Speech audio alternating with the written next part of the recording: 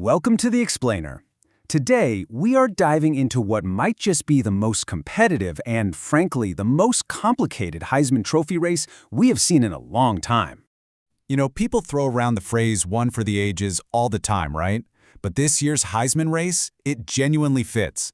We're talking about 4 finalists. And get this, every single one of them has put up numbers that in any other year would make them a shoo-in, a runaway winner, no question. So that's the big question, isn't it? When literally every candidate has a legit claim to being the best player in the country, how in the world do you pick just one to take home college football's biggest prize? Okay, so here's the game plan. We're going to break it all down. We'll start with the receiver who's trying to break the mold, then we'll look at the 2 absolute workhorse running backs, and of course, the quarterback who's been the front runner all season. And stick around, because there's a family twist to all this that you won't believe before we get to the final verdict. All right, first up, let's talk about Michigan's Kylan Chosen. He's a wide receiver, and he is trying to do something that is, well, it's pretty much impossible: win the Heisman. And I'm not exaggerating when I say that. Think about it. Only 3 wide receivers have ever won this thing, and the last time it happened was decades ago. I mean, just look at these numbers. They're absolutely on another level. We're talking nearly 2,000 receiving yards on 100 catches. But the number that really jumps out to me, it's that 19.3 yards per catch. That tells you everything. He's not just catching a bunch of short passes. He is a game breaker, a guy who consistently rips off huge plays.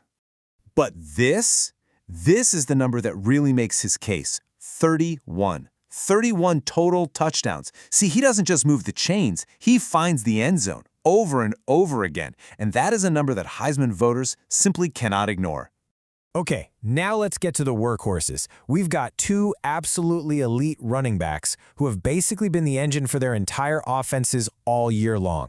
First, you've got Jeff Hawkins from North Carolina. To me, he's the most complete back in this whole group, a true dual threat. I mean, almost 1,900 yards rushing.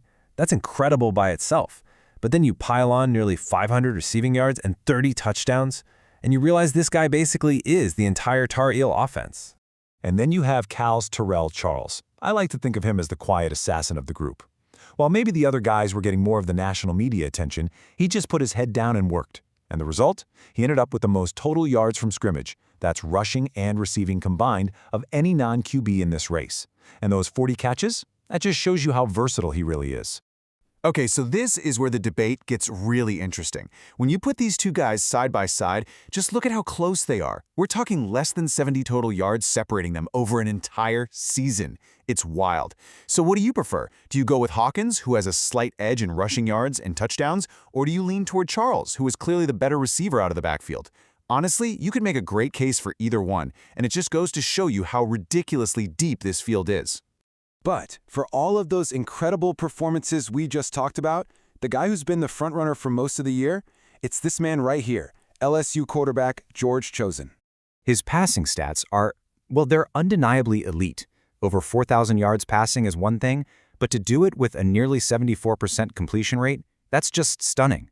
But his value, it goes beyond just the stat sheet. He's the leader of a team that's gunning for a national championship.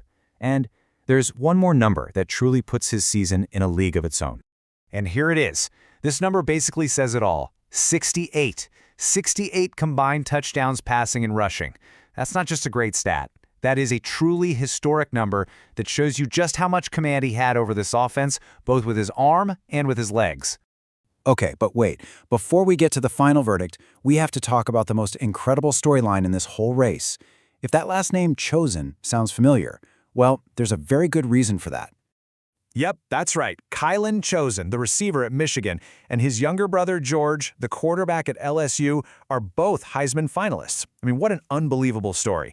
So the question becomes, does this hurt them? Do they split the vote, or does this amazing family story actually help both of them out with the voters? So, okay, we've looked at the historic stats. We've talked about the unprecedented family drama. So, who gets the trophy? In this chart, this really shows you the headache that the voters had. Each one of these guys has a completely different but totally compelling argument. You've got George with that insane touchdown volume from the QB spot. You've got his brother Kylan with just jaw-dropping efficiency. Hawkins is arguably the best pure runner in the country, and then Charles has more all-purpose yards than anybody. There is just no easy answer here. But there can only be one winner. And when you look at the complete resume, the 2031 Heisman Trophy winner is George Chosen. So why him? Well, a few big reasons. First, that number, 68 touchdowns, it's just too big to ignore. It's a showstopper. Second, let's be honest, the quarterback position just has a built-in advantage. Voters know the QB has his hands on the ball every single play. And finally, he was the undisputed leader of a team making a run for the national title. You put all that together, and it was just too much for anyone else to overcome. But here's a really important takeaway. While George gets the trophy, his brother Kylan made his own kind of history here. By finishing as the runner-up, he had the best Heisman finish for a wide receiver in the modern era. He absolutely cemented his own legacy in what was, let's face it, a truly unforgettable season. And all this really leaves us with one big, lingering question, doesn't it? A quarterback won this year? No big surprise there. But when a player has a season like Kylan Chosen did, it truly transcendent season, and it still isn't enough, it makes you wonder, what is it actually going to take for a wide receiver, or really any non-quarterback, to finally break through and win this award again?